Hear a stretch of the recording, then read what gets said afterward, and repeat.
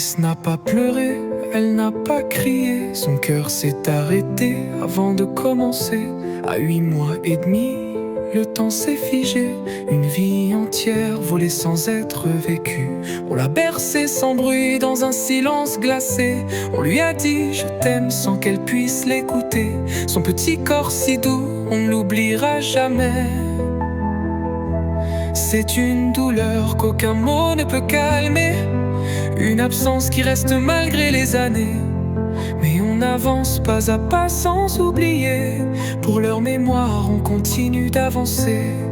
Même quand le cœur se brise en silence, on porte leur nom comme une évidence. Et si du ciel leurs yeux croisent nos jours, qu'ils sentent en nous l'écho de l'amour.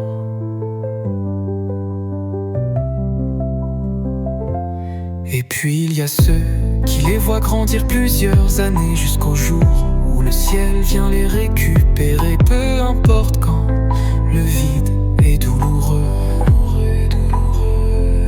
il n'y a pas de remède à ces silences trop nombreux. Une chambre qui reste, des jouets intacts, des photos, des rires, des souvenirs en vrac. Le deuil d'un enfant, même sans un premier cri, c'est un manque qui pèse, sans un bruit. Ce n'est pas un adieu, mais un lien invisible. Ce n'est pas la fin, juste un chemin plus difficile. Leur souffle est éteint, mais pas leur présence. Et chaque jour qui passe prolonge leur existence. On ne comprend pas, on tombe, on est brisé. Pourquoi nos enfants n'ont-ils pas pu rester? Mais même sans réponse, on choisit de tenir. Et on s'en remet à Dieu quand on ne sait plus quoi dire. Car Dieu seul entend ce que l'âme garde en soi. Et dans sa sagesse, la peine ne s'efface pas. Un jour, on les retrouvera, c'est promis. Iris, nos enfants dans l'éternel infini.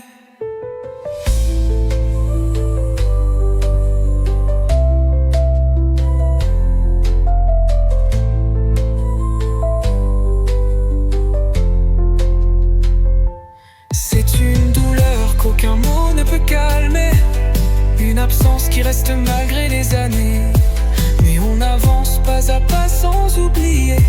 Pour leur mémoire on continue d'avancer. Même quand le cœur se brise en silence, on porte leur nom comme une évidence. Et si du ciel leurs yeux croisent nos jours, qu'ils sentent en nous l'écho de l'amour.